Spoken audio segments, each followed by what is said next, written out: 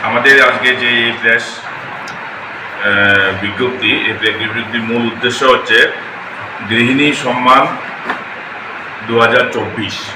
আপনারা জানেন যে আমরা প্রত্যেক বছরই গৃহিণীদের সম্মানার্থে একটা প্রতিযোগিতা, অনলাইন প্রতিযোগিতা, আমরা রান্না প্রতিযোগিতা করি।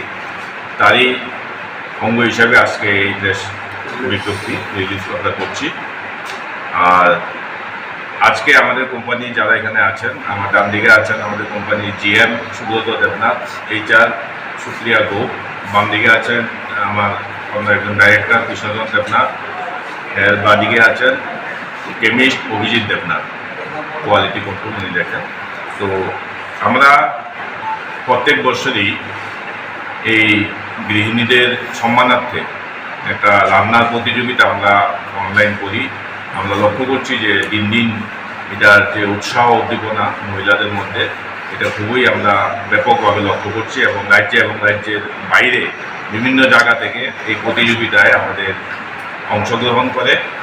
এবং আমাদের কিছু নির্দিষ্ট নিয়মাবলী থাকে, ওই নিয়মাবলীগুলি আমরা আগেই আমাদের ফেসবুকে পেজে আমরা দিয়ে দিই এবং সেগুলিকে লক্ষ্য করে যারা আমাদেরকে ভিডিওগুলি পাঠায় সেগুলি আমরা অনলাইনে আপলোড করি। এবং অনলাইনে আপলোড করার পর যারা ভিউয়ার্স, লাইক, শেয়ার এগুলির মাধ্যমে আমরা প্রথম, দ্বিতীয় এবার আমরা 10 জনকে সিলেক্ট করি। তো এই বছরও আমরা প্রচুর পরিমাণে আমরা অংশগ্রহণ করেছে। তো যাদেরকে আমরা ফেসবুকে আপলোড করেছি তার মধ্যে 10 জনকে আমরা সিলেক্ট করেছি। 10 জনের মধ্যে 4 জন ওই রাজ্যের এবং 6 জন হলো বহিরাজ্যের। তো 4 জনের মধ্যে যথাক্রমে সীমা দেব, সুস্মিতা সরকার এবং কৃষা দাস আর মিতা চক্রবর্তী, এই 4 জন আমাদের রাজ্যের। প্লাস বহিরাজ্য থেকে 6 জন হয়েছে, যারা হলেন রঞ্জনা দাস, পূর্ণিমা সরকার, সোমা চৌধুরী, রাখি দত্ত, পাপিয়া দত্ত ও শাশ্বতী দাস।